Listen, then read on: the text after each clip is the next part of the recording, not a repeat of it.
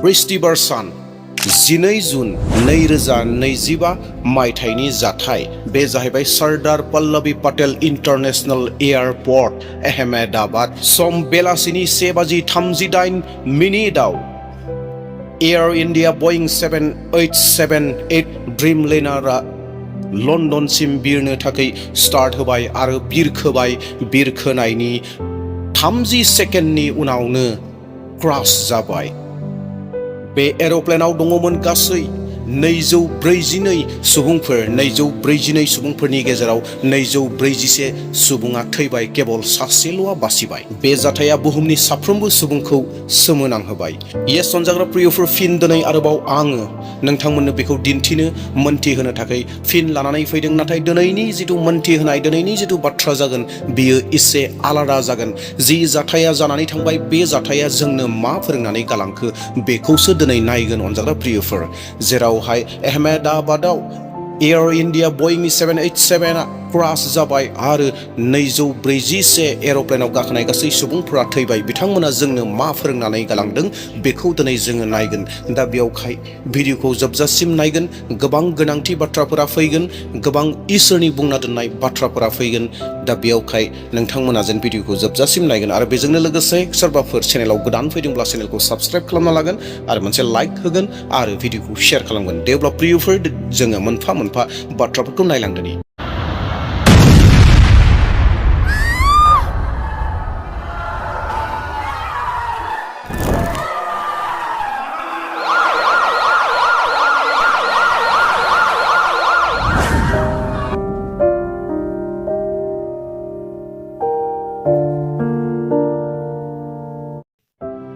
एरोप्लेनाव गाखोनायनि सिगांनो 12 जुनाव गोबां मानसिफोरा हयथ' जायफोरा बे एयार इंडिया एरोप्लेनाव गाखोनो थाखाय जि टिकेटखौ बुकिं खालामनानै दोनखादोंमोन बै दिना सफैनायनि सिगां गोबां मानसिफोरनि गोसोआव गाखोग्राफोरनियाव हयथ' गोबांहानो रंजानाय दङ जे आङो लन्डनसिम थांगोन, बेफारनि थाखाय थांगोन, माबा मोनसे फरायनायनि थाखाय थांगोन, बबेबा माबा मोनसे खामानिनि थाखाय थांगोन, साक्सेसनि थाखाय थांगोन, साख्रिनि थाखाय थांगोन, बेमार आजार नायजानो थांगोन। गोबां सुबुंफोरनि गोसोआव हयथ' गोबां रंजानाय दङमोन। गोबां रोखोमनि थांखि, गोबां रोखोमनि सिमां लानानै बिथांमोना हान्थिनो थाखाय थाम-थिम जादोंमोन। दिना सफैदोंमोन। बिथांमोना माब्लाबाबो बे बाथ्राखौ सानफेराखै जानांगौ जोंनि गाखोगोन एरोप्लेना जे बेबायदि हरखाबै जाथाय जानानै बायगोन आरो जों जे बुहुमनिफ्राय बिदाय लागोन बे बाथ्राखौ माब्लाबाबो बिथांमोना सिमाङावबो सानफेराखै जानांगौ। बोरैबाफोर बायफ्लेबायगोन नामा, बोरैबाफोर एक्सिडेन्ट जागोन नामा होननानै बिथांमोना हयथ' माब्लाबाबो सानफेराखै। बिथांमोना खुसियै रंजा बाजायै बे सानखौ नेबाय थादोंमोन। 2025 नि 12 जुना माब्ला सफैगोन? जेब्लानो बे दिना सफैगोन आङो लन्डनसिम सहैगोन आरो जायफोर फरेनारफोर दङमोन इन्डियायाव फैदोंमोन बिथांमोना हयथ' गाव-गावनि जायगायाव मोनहैफिनगोननि खुसि रंजानाया दङमोन।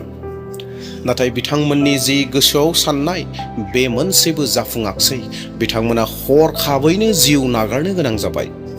जाय सुबुंफ्रा एरोप्लेनाव गाखोदोंमोन 242 जि सुबुंफोर दङमोन 242 नि गेजेराव 241 सुबुङा जिउ नागारबाय। बेनि उनाव जि एरोप्लेना जि जायगायाव एक्सिडेन्ट जाहैदोंमोन, गोग्लैहैदोंमन बे जाहैबाय बिजि मेडिकेल कलेज होननाय मेघानि नोगोर।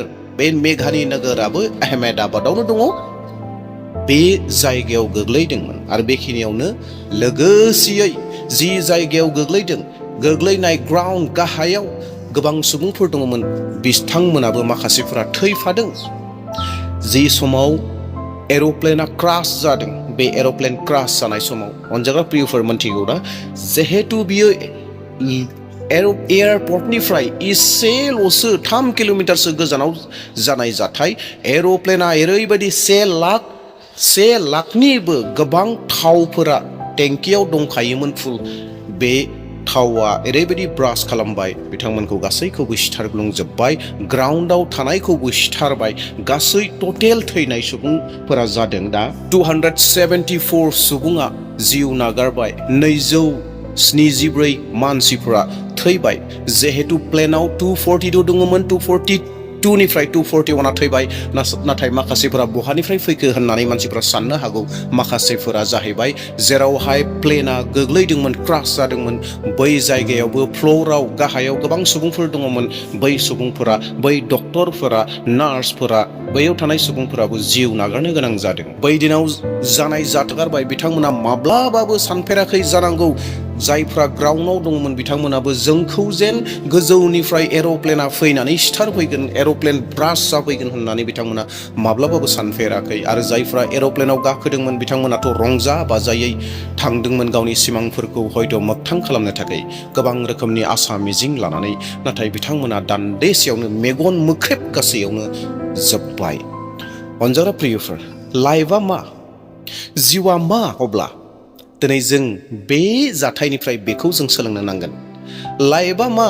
जिउआ मा दिनै जों गोबांफोरा सानो जे जिउआ गोबां गोलाव जिउआव जों गोबां खामानिफोरखौ मावगोन जिउआव जों बैखौ मावगोन बैयाव रंजागोन बेबायदि थागोन बेबायदि खामानिखौ मावगोन होननानै गोबाङा सानो नाथाय बे जाथाया जोंखौ गोसोखांहोयो अनजाग्रा प्रियफोर जिउआ दान्दिसेनि थाखायल' आरो बे जिउनि बिगुमाया जों नङा येस अनजाग्रा प्रियफोर बे जिउनि बिगुमाया जों नङा बे हानि मोदोमखौ नागारखांनायनि उनाव जोंनि जिउआ इसोरजों लोगोसे थाङो जोंनि जिउनि बिगुमाया इसोरासो उपदेशगिरि 12:7 सिरि मानसिनि मोदोमा फिरथिमिनि हाद्रिजों गोरोबलांगोन आरो प्राणखौ जाया होदों बे इसोरनियावनो जिउआ थांफिनगोन प्रेज द लर्ड जों गोबां समाव सानो नङा होमब्ला जों गोबां समाव सानो जे आं बुहुमाव गोबां सम थांनानै थागोन आं गोबां खामानि मावगोन होननानै नाथाय अनजाग्रा प्रियफोर जोंनि जिउआ बेबायदि नङा जोंनि जिउआ इसोरनि आखायाव जोङो जोंनि जिउनि बिगोमा नङा आरो जोङो बाइबेलाव मोनथिनो हायो जोंनि जिउखौ माजों माजों रुजुदों बेखौ आं नोंथांमोननो फंनैसो बुंनानै होग्रोनो हास्थायदों जाकब 4:14 सिरि नोंसोरनि जिउआ गाबोन मा जागोन बेखौ नोंसोरो मिथिया नोंसोरो दाखासे उखुन्दै बादिसो दान्दिसे नुजायो आरो दान्दिसेनि उनाव गोमालाङो बेयाव मा बुंदों मानसिनि जिउखौ उखुन्दैजों रुजुदों दान्दिसेनो नुजायो दान्दिसेनो गोमोरो आरो जोंहा गाबोन मा जागोन जों बेखौ थारैनो मोनथिमारा इसोरनि बोसोना दिनै जोंखौ गोसोखांहोयो 1 पिटर 7:24 सिरि शास्त्राव लिरनाय दं गासै मानसि मानियानो गांसो बादि आरो बिसोरनि समायनायफ्राबो हाग्रानि बिबारफोर बादि गांसोआ रानलाङो बिबारा सिरियो नाथाय फोरबोनि बाथ्राया अरायबो थायो अनजाग्रा प्रियफोर मानसिनि जिउखौ बेयाव माजों रुजुदों बे जाहैबाय गांसोजों आरो बिबारजों मानसिनि जिउखौ रुजुदों जेरै गांसोनि जिउआ आयुआ गोबां खम जेरै बिबारनि आयुआ गोबां खम मानसिनि आयुआबो बेबायदिनो अनजाग्रा प्रियफोर जोंनि जिथु जिउ दङ जोंनि मोदोमाव बे जिउखौ इसोरा होदों आरो बे जिउखौ लानानै जोङो गाबोन मा जागोन जों बेखौ माब्लाबाबो मिथिया जों माब्ला थांनो नांगौ माब्ला थांनो गोनां जागोन जों बेखौ मिथिया दा बेयावखायनो जोंनि आखायाव जिखिनि सम दङ बे समखौ जोङो माबायदि बाहायनो नांगौ बेखौ इसोरा जोंनो मोनथिहोदों उपदेशगिरि 9:10 सिरियाव ओरैहाय बुंदों थांनानै थानाय समाव नोंनि आखायाव जे खामानिफोर सफैयो नोङो बेफोरखौ गावनि हानायमानिजों मावदो मानोना नोङो गोथैफोरनि जायगायाव थांथारनांगोन बे जायगायाव मावनाय दांनाय साननाय सोलोंनो गोनां बेफोर मुंबो गैथारलिया थांनानै थानाय समाव नोंनि आखायाव जे खामानिफोर सफैयो नोङो बेफोरखौ गावनि हानायमानिजों मावदो इसोरा दिनै जोंखौ मा परामर्श होदों जे थांनानै थानाय समाव जिखौ मावनो नांगौ बेफोरखौ जोङो मावदो होननानै मानोना गाबोन जोंहा मा जागोन जों जेबोखौनो मोनथिया दिनै अनजाग्रा प्रियफोर गोबां सुबुंफोर दङ गोबां ख्रिस्टियान व्यक्तिफोर दङ आं गाबोन गोसो सोलायगोन होननानै थायो आं गाबोन गाज्रि मावनायफोरखौ नागारगोन होननानै थायो नाथाय गाबोना फैगोन ना फैया बेखौ मोनथिखोनो सवा अब्लाबो जोङो ओरैबायदि दुगायै खालामो ओरैबायदि दुगायै बाथ्रा बुङो आं गाबोन गोसो सोलायगोन आं गाबोन गिर्जायाव थांगोन आं गाबोन दान होगोन आं गाबोन इसोरनि खामानि मावगोन आं गाबोन होननानै गोबां मानसिफोरा बुङो नाथाय गाबोन फैफिनगोन फैफिना बिनि गेरान्टि गैया दिनै जोङो बृहस्पतिबार 12 जुन 2025 बे जाथाया दिनै जोंखौ माखौ फोरोंदों अनजाग्रा प्रियफोर लाइफ इज भेरि टेम्परारि जिउआ गोबां टेम्परारि जोंनि आखायाव थाबाय थाया। बबे समाव मा एक्सिडेन्ट जागोन, बबे समाव माब्ला जोबलांगोन जों बेखौ जेबो मोनथिया। दा बेयावखाय जोंनि आखायाव दिनै सम दङब्ला जि समखौ जोङो जाबायदि बाहायनो नांगौ बे समखौ जोङो बाहायनो नांगोन। बे जाहैबाय जि समखौ इसोरा जोंनो होदों, जि जिउखौ जोंनो होबाय, बे जिउजों जिउयै माहामै बे सम थानायावनो, दिनै थानायावनो इसोरखौ जाबायदि खुलुमनांगौ, सिबिनांगौ, इसोरनि बायदि हास्थायनाय बायदि जों जानो नांगौ। जों बेखौसो मावनाया बयनिख्रुइ साबसिन। मानोना थांनानै थानाय समाव जिखिनि खामानिफोर फैदों बेखौ जोङो रंजा बाजायै इसोरनि मुङै मावनानै रंजानाया साबसिन।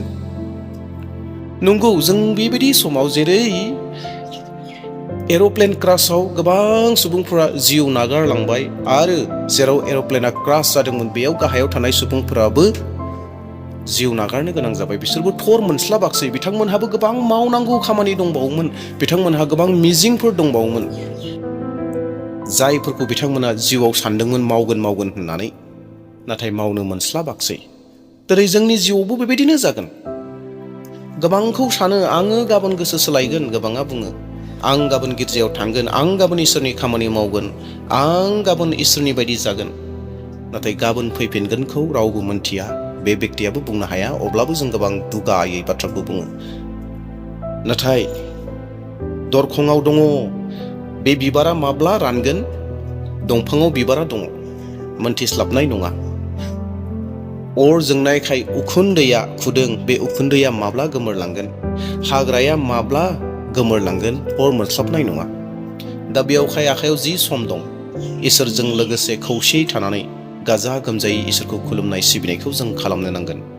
अनजाग्रा प्रियफोर, बे जाथाया जोंखौ बेखौनो गोसोखांहोदों, बे जाथाया जोंखौ बेखौनो फोरमायो।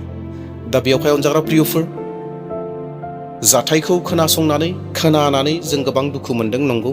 नाथाय बेनिफ्राय जों सोलोंनांगौआ बेनो, जिउआ जोंनि आखायाव गोबां टेम्परारि।